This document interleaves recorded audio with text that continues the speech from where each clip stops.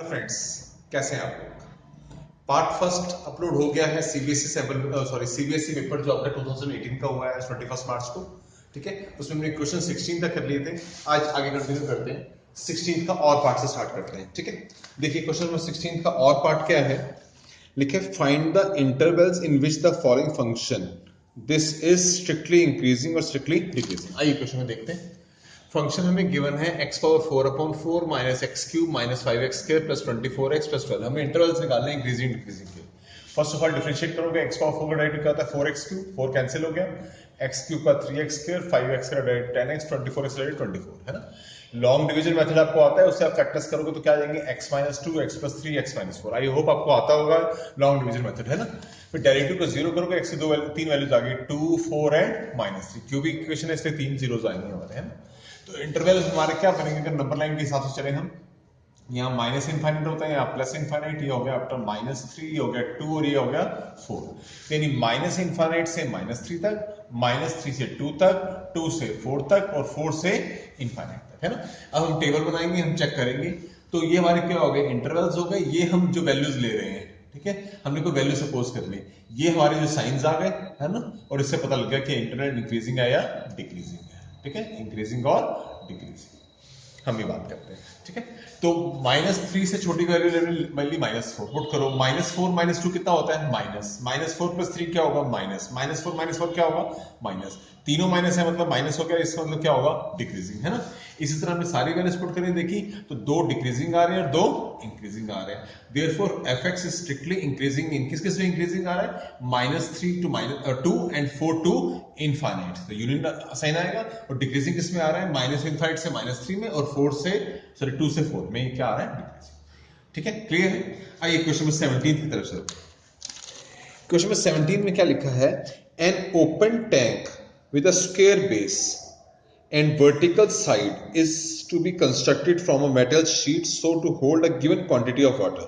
Show that the cost of material will be least when the depth of the tank is full of is half of its width. हमें दो चीजें prove करनी है, एक तो हमें कॉस्ट को मिनिमम शो करना है और दूसरा हमें डेप्थ को शो करना है, वो हाफ ऑफ क्या है विड्थ। आइए देखते हैं।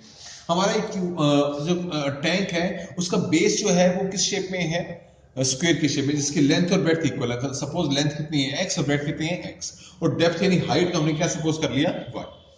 अब वॉल्यूम गिवन है तो वॉल्यूम का हमारा क्या होगा L into B into H, तो लेंथ भी x है, ब्रेड्थ भी x है और हाइट y है ना। तो x स्क्वायर y हो गया, तो y की वैल्यू क्या आ गई v upon x square, right. फिर हमने एक बात कर रहे हैं कॉस्ट की। अब कॉस्ट मतलब क्या होगा कि पूरा जो हमने क्या कहा एरिया और उसमें जितना भी रेट है, रेट उसने गिवन नहीं तो कांस्टेंट रेट ले लिया है ना। तो एरिया क्या होगा, पहले बेस की बात करें तो क्या होगा बेस एक्स स्क्वायर, क्योंकि length into breadth x square है। ऊपर टॉप तो है ही नहीं क्योंकि ओपन है ना। और बाकी साइड से हमारे xy तो कितने हो जाएंगे 4xy है ना। मैं फिर रिपीट करता हूं इसको, जो है एक बार फिर समझो कि मान लो बॉक्स जो है, मान लीजिए बॉक्स है, बॉक्स का उसने ओपन का है, ऊपर से तो ओपन है। अब नीचे जो बेस है वो किस शेप में है, स्क्वायर की शेप में, तो लेंथ और ब्रेड्थ उसकी x हो गई। और इधर जो साइड है वो क्या है xy, तो कितना हो गया 4xy है ना। आइए देखिए, तो एरिया तो हो गया x स्क्वायर प्लस 4xy, क्योंकि ऊपर वाला टॉप तो नहीं है। और उसका रेट कितना मान लीजिए सपोज कर लिया k, कांस्टेंट है क्योंकि हमें गिवन नहीं है। तो जो तो ये हमारा k हो गया x स्क्वायर प्लस 4xy। अब हमारा ये क्या बन गया, y की वैल्यू पुट कर दी, y की वैल्यू क्या है v upon x square, right. x से x कैंसिल हो गया, ये हमारी इक्वेशन बन गई कॉस्ट ऑफ x। पहले से डिफरेंशिएट किया, x डेरिवेटिव क्या होता है 2x, 1 अपॉन x डेरिवेटिव क्या होता है बताओ -1 अपॉन x स्क्वायर। फिर डेरिवेटिव हम क्या करेंगे 0, तो हमने c डैश x को क्या किया 0, c डैश हमारे पास वैल्यू थी, k तो इधर आके 0 हो गया, एलसीएम लिया तो कितना आएगा 2x cube minus 4v is equal to 0। तो x क्यूब की वैल्यू क्या आ गई 2v, 2 से 4 कैंसिल हो गया ना, तो x क्यूब की वैल्यू कितनी आ गई 2v। फिर सेकंड डेरिवेटिव निकाला तो क्या होगा 2x डेरिवेटिव तो 2 आ गया, 1 अपॉन x डेरिवेटिव क्या होता है -2 अपॉन x क्यूब, तो 4v इंटू 2 कितना हो गया 8v अपॉन x क्यूब। अब सारा पॉजिटिव है, वैल्यू पुट करने की जरूरत नहीं है, ग्रेटर देन 0 है तो मिनिमम, तो हमें कॉस्ट को लीस्ट यानी मिनिमम शो करना था, वो शो हो गया है ना। नाउ y क्या था हमारे पास, y की वैल्यू क्या थी हमारे पास, आप देखेंगे तो v अपॉन x स्क्वायर थी। y की वैल्यू क्या थी हमारे पास v अपॉन x स्क्वायर, तो v 2v की वैल्यू कितनी है x क्यूब, तो v की वैल्यू क्या होगी बताओ और 2 वैल्यू भी है तो v की वैल्यू क्या आ गई x³ अपॉन 2। तो हमने v की वैल्यू पुट की x³ upon 2 upon x², cancel हो कितना आ गया x अपॉन 2। मतलब जो डेप्थ है वो हाइट की क्या, ब्रेड्थ की क्या आई, हाफ। तो ये शो कर रहा था depth is half of the breadth. I hope ये क्लियर हुआ होगा, है ना। आइए क्वेश्चन नंबर 18 पे चलते हैं। बहुत सिंपल इंटीग्रेशन क्वेश्चन है, पार्शियल फ्रैक्शन का दिखाई दे रहा है, बट पहले sin x का डेरिवेटिव cos x गिवन है। हमने sin x को क्या पुट किया t, तो cos x dx कितना हो गया हमारे पास dt, तो 2 dt upon 1 minus t 1 plus t square. पता लग रहा है पार्शियल फ्रैक्शन का कौन सी टाइप है, एक तो हो गया a और एक क्वाड्रेटिक इक्वेशन है, इसलिए क्या लिख दिया हमने bt प्लस c, है ना। फिर एलसीएम लिया, एलसीएम कैंसिल हो गए। फिर इन इक्वेशंस को हमने जैसे भी अपने सॉल्व करते हैं, सॉल्व करके हमारे पास a b और c की वैल्यूज आ गई, ठीक है। तो a की वैल्यू पुट की अपने 1, b की वैल्यू 1, c की वैल्यू 1। 1 अपॉन 1 x का इंटीग्रेशन क्या होता है, log x, हो गया log 1 माइनस t, और माइनस t का क्या आ गया माइनस। इसको सेपरेट किया, 1 प्लस टी स्क्वायर तो 2t होता है, इसलिए half of log 1 plus T square, और 1 upon 1 plus T square integration क्या हो गया 10 माइनस t। सब जगह t की वैल्यू क्या पुट कर दी sin x। बहुत सिंपल इंटीग्रेशन 18th हो गया, है ना। आइए 19th की तरफ चलते हैं। क्वेश्चन नंबर 19 डिफरेंशियल इक्वेशन का बहुत सिंपल क्वेश्चन वेरिएबल सेपरेबल का आया है ना। हमें गिवन है इक्वेशन दिया है e power x tan y dx plus 2 minus e power x secant square y dy is equal to 0, given y is equal to pi by 4 when x is equal to 0। तो सबसे पहले हमने क्या किया कि इधर के साइन चेंज किया, 2 माइनस e पावर x क्या बन गया e पावर x माइनस 2। अब ध्यान से देखो सारे वेरिएबल सेपरेट हो सकते हैं, तो कौन सी टाइप है, सिंपल वाली वेरिएबल सेपरेबल।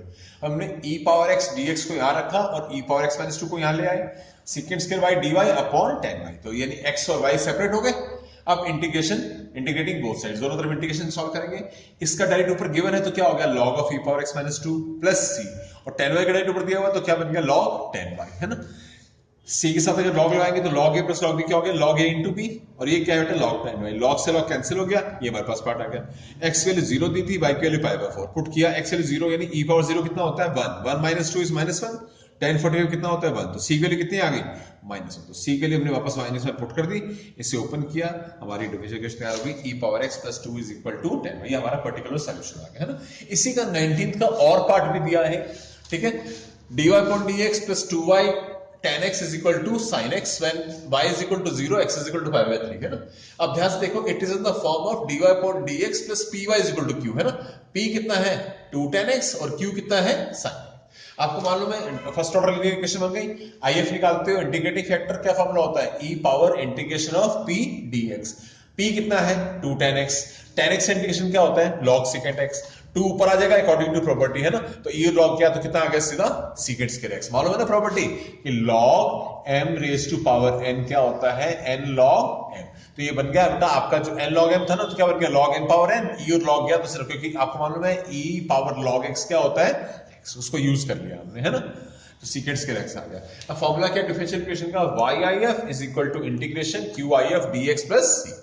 if कितना है secant square x, q कितना है हमारे पास sin x, if कितना है secant square x।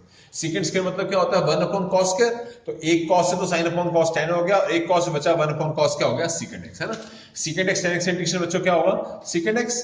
अब हमारे पास एक डिफरेंशियल इक्वेशन बन गई, जनरल सॉल्यूशन आ गया, है ना। अब इस पर्टिकुलर सॉल्यूशन के लिए x की वैल्यू पाई बाय 3 और y की वैल्यू 0 पुट करेंगे जो हमें गिवन थी, है ना। तो पुट किया y की वैल्यू 0, x की value pi by 3, cos pi by 3 कितना होता है 1 बाय 2, तो sec पाई बाय 3 क्या होगा 2, c के लिए कितनी आ गई -2, c के लिए -2 हमने वापस सब्स्टिट्यूट कर दिए, हमारा आंसर ये आया। secant स्क्वायर इधर के डिवाइड किया तो secant अपॉन secant स्क्वायर क्या हो गया 1 अपॉन sec, यानी क्या हो गया cos x, और 1 अपॉन secant स्क्वायर मतलब क्या हो गया cos स्क्वायर x। तो ये हमारा पर्टिकुलर सॉल्यूशन आ गया 19th का और पार्ट, है ना। तो आइए क्वेश्चन नंबर 20 को देखते हैं। क्वेश्चन 20 में क्या लिखा है कि let vector A is this, vector B is this, vector C is this, find a vector D which is perpendicular to both C and B and D dot A is equal to 21। आइए देखिए, उसने कहा है एक vector D जो है वो C और B दोनों परपेंडिकुलर है। अब vector perpendicular to both the vectors, तो मतलब यूनिट वेक्टर हो गया, है ना। तो फॉर्मूला क्या होगा vector D is equal to lambda times of C cross B। तो पहले हमने C क्रॉस B आपको निकालना आता है IJ के, वेक्टर C पुट किया, वेक्टर B पुट किया, ठीक है। तो डिटरमिनेंट सॉल्व किया, 5 1 5 -4 1, 15 + 1 16, है ना, -12 -1 -13, ये आ गया। अब उसे ये भी कहा है कि D डॉट A कितना है 21, ये गिवन है। वेक्टर D डॉट A यानी कि D तो हमारे पास कितना है lambda times of I -16j -3 के, डॉट वेक्टर A गिवन था 4i + 5j - k, है ना, इज इक्वल टू कितना है 21। डॉट प्रोडक्ट निकाला, 1 4 जा 4, 16 5 जा 80, 13 1 जा 13 है ना। सॉल्व किया, लैम्डा के लिए कितनी आ गई -1/3, तो लैम्डा के लिए -1/3 हमने वापस सब्स्टिट्यूट कर दी इसके अंदर, हमारे पास वेक्टर डी कितना आ गया -1/3 ऑफ i -16j -13 है ना। और इस वीडियो के लास्ट क्वेश्चन देखते हैं, क्वेश्चन नंबर 21। क्या लिखा है, find the shortest distance between these lines. दो लाइंस के बीच में क्या निकालना है, शॉर्टेस्ट डिस्टेंस। दो लाइंस हमें कौन सी गिवन है, vector r is equal to 4i minus j plus lambda times of i plus 2j minus 3k and vector r is equal to i minus j plus 2k plus mu times of 2i plus 4j minus 5। आपको मालूम है this is a1, this is b1, this is a2, this is b2। पहले हमारा shortest मामला क्या होता है, b1 cross b2 dot a2 minus a1 upon modulus of b1 cross b2। तो पहले हमने a2 माइनस a1 निकाला, यानी i minus 4i minus 3i minus j plus j 0, 2k minus 0 2k है ना। वेक्टर a2 माइनस a1 आ गया। b1 cross b2 कैसे निकालोगे, डिटरमिनेंट मेथड से, वो भी आ गया। b1 क्रॉस b2 और a2 माइनस a1 का हमने क्या निकाला, डॉट प्रोडक्ट, कितना आया -6।